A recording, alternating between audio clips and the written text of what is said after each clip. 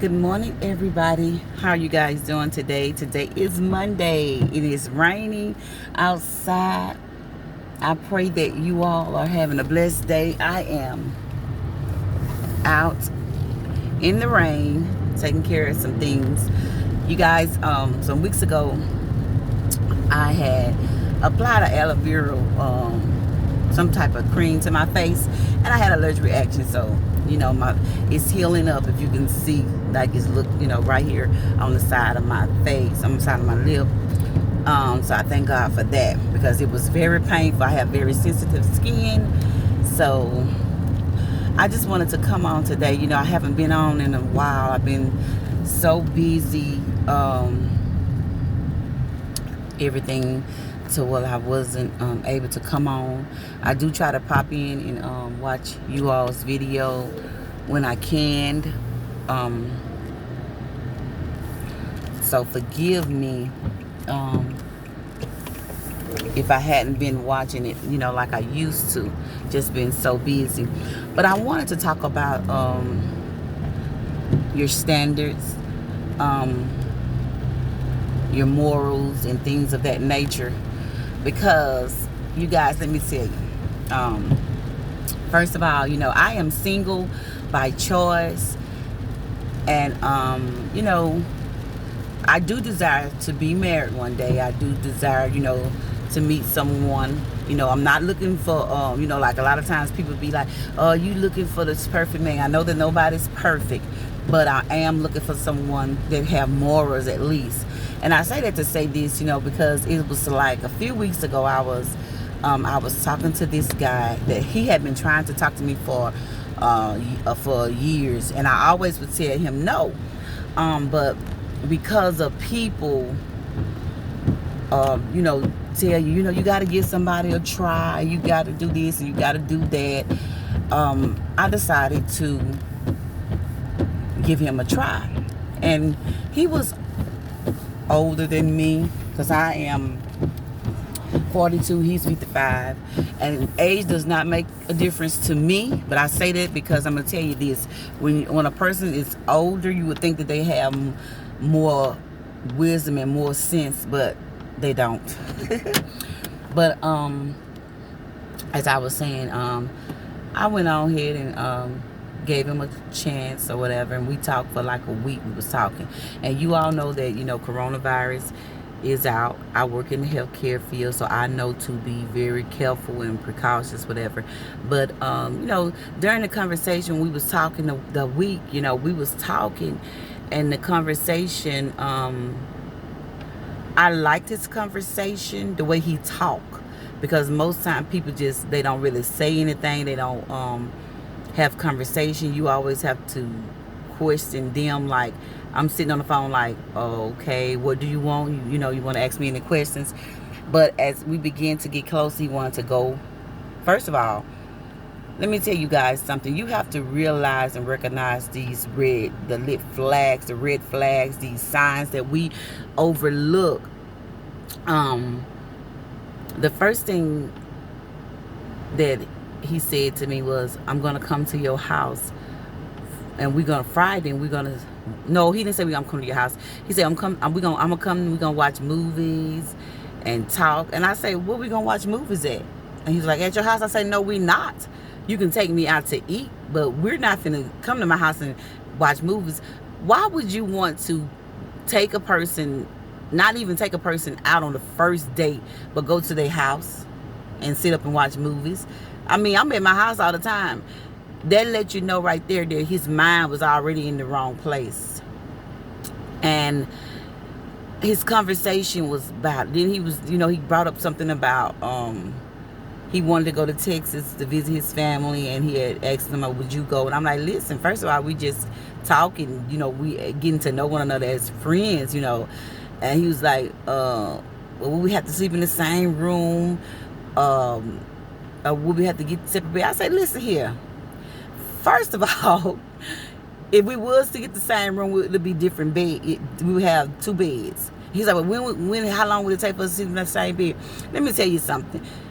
These are signs that this man ain't looking for number six. And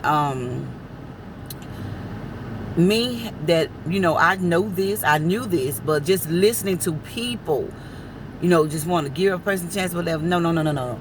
Let me say something. When you have standards, stick to your standards. And what really cooked the cake with him is he wanted to kiss me on the first day. Who do you think I am?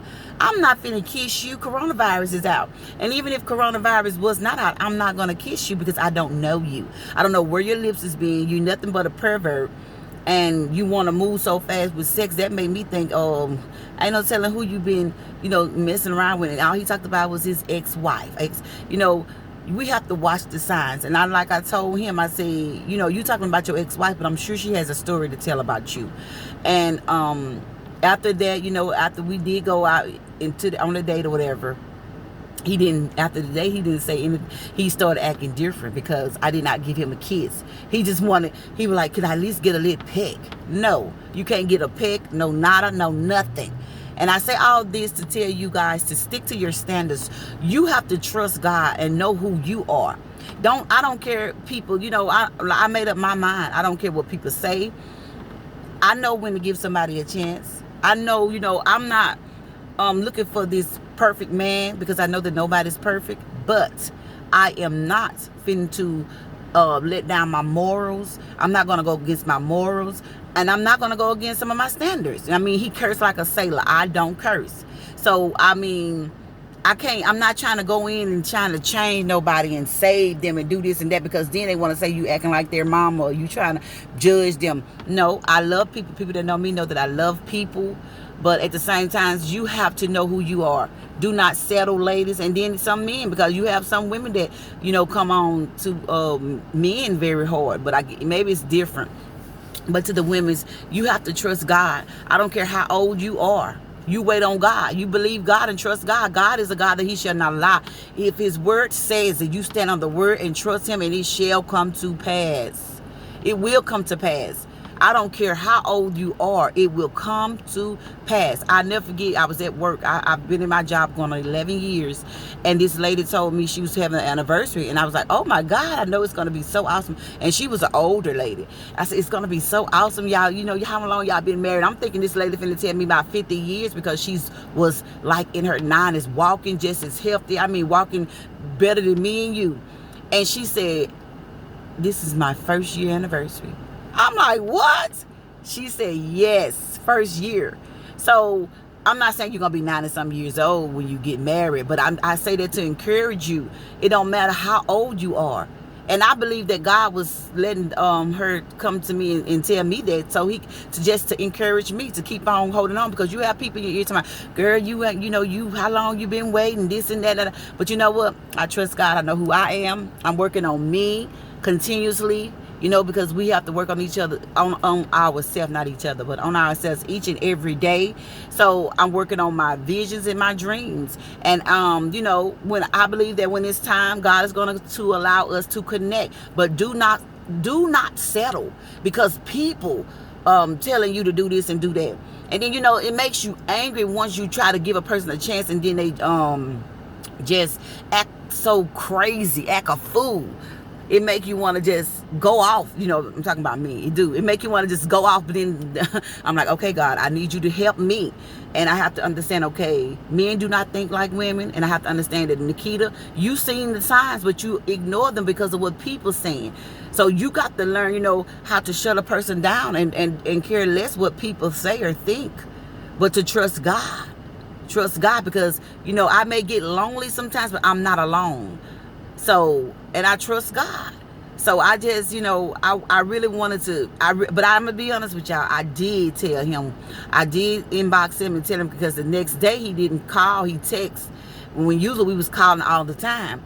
And I was kind of upset because it was different. I knew that he was mad because I didn't kiss him. And that really made me angry, because I'm like, I want to say, boy, please. I mean, why your persona changing? Talking about he just looking at the road. No, you're not looking at the road. You are mad because I didn't kiss you. And what made me upset, because he kept on wanting to do it. Like, why do you want to kiss me so bad? Do you got a disease that you're trying to spread? No, I'm not gonna do that. So he started acting funny. I did call him because I had a women's come to go to that next day. I called him twice. He did not answer. And so I just told him, I said, I see you acting funny because I didn't kiss you. And then I was like, peace. Okay. So he texted me like 4 hours later while I was in the conference, like, no, I was taking care of some business, but not one time did he try to call me back. So the next, I didn't respond. The next day he texted me again, the same little text. I didn't respond to that. I just prayed and talked to God, because by this time I'm angry because I don't have time to waste, especially with an older fool. Lord forgive me, but I'm just being real. You too old for this. And then you say you in the church, okay? And like I told him, I said, let me tell you something. And I did tell him, I said, I'm gonna give you a word of wisdom and knowledge.